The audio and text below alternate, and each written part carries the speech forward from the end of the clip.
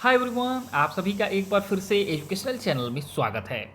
और आज की वीडियो में हम आप सभी के लिए लेके आए हैं पुनः पीएचडी एडमिशन का लेटेस्ट अपडेट, जो कि स्टेट गवर्नमेंट यूनिवर्सिटी से आया हुआ है। तो आप सभी को वेट रहता है कि ऐसे स्टेट गवर्नमेंट यूनिवर्सिटी के बारे में पीएचडी के एडमिशन का अपडेट का, जहाँ पे केवल और केवल पीजी के आधार पे आपको पीएचडी में एडमिशन मिलेगा। यहाँ पे नेट जेआरएफ की बाध्यता नहीं रखी गई है, बिल्कुल नहीं रखी गई है, क्योंकि आपको पता होगा यूजीसी का न्यू रूल के अकॉर्डिंग कहा गया है कि पीएचडी में एडमिशन सिर्फ और सिर्फ नेट के अंकों के आधार पर दीजिए, यानी नेट वालों को ही दीजिए। चाहे कैटेगरी 1 जेआरएफ आप हो, चाहे कैटेगरी 2 क्वालिफाई हो असिस्टेंट प्रोफेसरशिप, या कैटेगरी 3 आप क्वालिफाई हो पीएचडी ओनली। यानी कि ये आपको मिनिमम एलिजिबिलिटी आपको फुलफिल करनी पड़ेगी, तब जाकर आपको एडमिशन मिलेगा पीएचडी में। तो बिल्कुल यह स्टेट यूनिवर्सिटी जो गवर्नमेंट के अंतर्गत संचालित होने वाली है, यह रोस्टर नियमों के आधार पे आपको पीएचडी में एडमिशन दे रही है, इस नियम को नकार के, यानी यूजीसी के नियम को नकार के। तो यहाँ पे पीएचडी के एडमिशन का जो सत्र है 2024 और 2025 के लिए आवेदन की प्रक्रिया के लिए प्रेस रिलीज हुआ है 7 जनवरी 2025 को हुआ है। प्रेस विज्ञप्ति जारी किया गया है और यहाँ पे हज़ारों की संख्या में सीटें उपलब्ध है।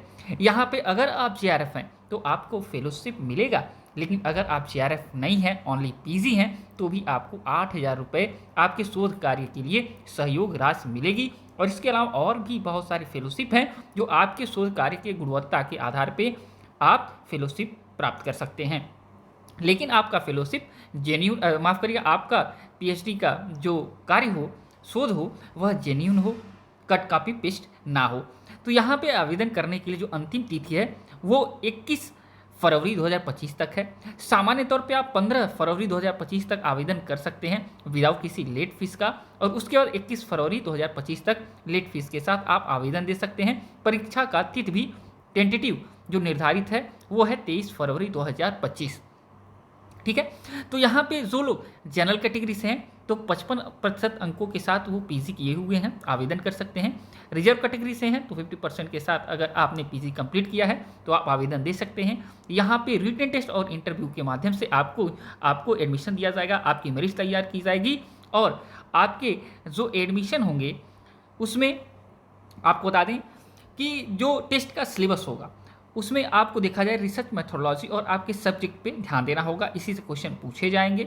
यहाँ पे आपको बता दें रिटन टेस्ट जो लोग क्वालिफाई करेंगे वही इंटरव्यू राउंड में जाएंगे। ऐसा नहीं है कि रिटन टेस्ट में बैठने वाले सभी लोग इंटरव्यू राउंड में जाएंगे, नहीं, जो लोग टेस्ट क्वालिफाई करेंगे, और टेस्ट क्वालिफाई करने के लिए 50% मार्क्स लाना अनिवार्य होता है जनरल कैटेगरी के लिए, और रिजर्व कैटेगरी के लिए 45% मार्क्स लाना अनिवार्य होता है। आपके रिटन टेस्ट में वही लोग देखा जाए तो इंटरव्यू राउंड में जाएंगे।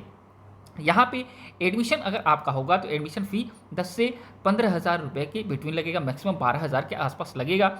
और ये एडमिशन फ़ीस फर्स्ट ईयर का होगा जिसमें कोर्स वर्क इंक्लूड होगा, इस वजह से फ़ीस ज़्यादा लगती है। कोर्स वर्क फर्स्ट ईयर में कंप्लीट होने जाने के बाद पर सेमेस्टर ये फ़ीस आपका 6 से 7,000 रुपये लगेगी, जो आपका देखा जाए तो 3 से 6 वर्षों के बीच में लगेगी।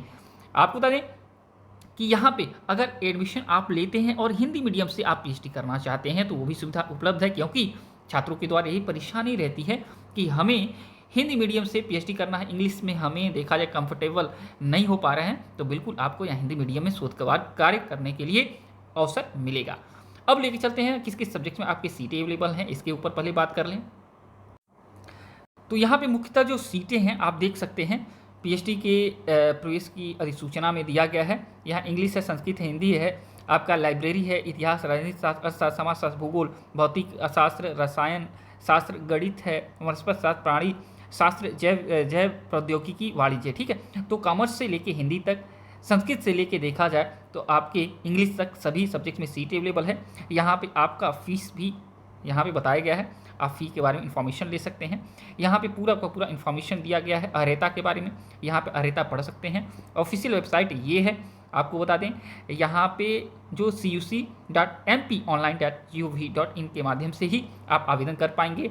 आपको सबसे पहले ये हम नहीं बता पाए कि किस यूनिवर्सिटी से आया है, तो ये देख लीजिए नोटिफिकेशन जो आया है, राजा शंकर शाह विश्वविद्यालय छिंदवाड़ा, जो कि मध्य प्रदेश राज्य सरकार के अंतर्गत संचालित होने वाला विश्वविद्यालय है। और एमपी में ये उपस्थित है। तो यहाँ से पीएचडी के एडमिशन का अपडेट आया है। विदाउट देखा जाए नेट जेआरएफ के आवेदन कर सकते हैं। हाँ, अगर नेट जेआरएफ है तो आपको देखा जाए तो इंटरव्यू नहीं देना पड़ेगा, डायरेक्ट आप देखा जाए माफ़ करिए रिटन टेस्ट नहीं देना पड़ेगा, डायरेक्ट आप साक्षात्कार राउंड में जाएंगे और फिर उसी के आधार पे आपको एडमिशन दिया जाएगा। ओके, तो आज के वीडियो में इतना ही। इससे जुड़ा कोई भी क्वेश्चन पूछना चाहते हैं पूछ सकते हैं, लिंक डिस्क्रिप्शन बॉक्स में अवेलेबल है, आप डायरेक्ट जाके इन्फॉर्मेशन ले सकते हैं। तो जब तक कि नेक्स्ट वीडियो में मिल जाते हैं, thanks for watching educational channel. आप सभी का दिन बहुत बहुत शुभ हो।